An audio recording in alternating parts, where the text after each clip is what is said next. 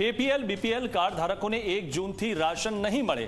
Ration card ધારકોને 1 જૂનથી ration નહીં મળે। 1 જૂનથી રાજ્યમાં રાશન નહીં મળે। રેશનિંગ દુકાન ધારકો રાશન નહીં આપે। રેશન કાર્ડ ધારકો માટે ઈ-કેવાયસીને લઈને ખૂબ મહત્વનો નિર્ણય લેવામાં આવ્યો છે। જો તમે હજુ સુધી ઈ-કેવાયસી નથી કરાવ્યું તો તમને જે અનાજ મળે છે તે બંધ થઈ જશે।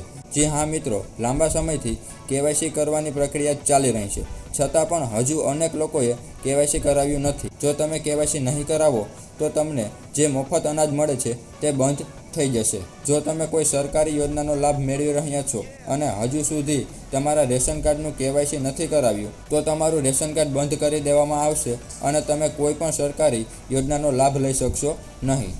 રેશન કાર્ડનું કેવાયસી કરવાની છેલ્લી તારીખ 30 જૂન કરી દેવામાં આવી છે। રેશન કાર્ડ એ ગરીબ અને ઓછી આવક ધરાવતા પરિવારો માટે એક મહત્વનો દસ્તાવેજ છે, પરંતુ અનેક લોકો એવા છે જે આ સુવિધાનો ખોટો લાભ ઉઠાવી રહ્યા છે, જેને રોકવા માટે સરકારે તમામ લોકો માટે રેશન કાર્ડનું કેવાયસી ફરજિયાત કર્યું છે।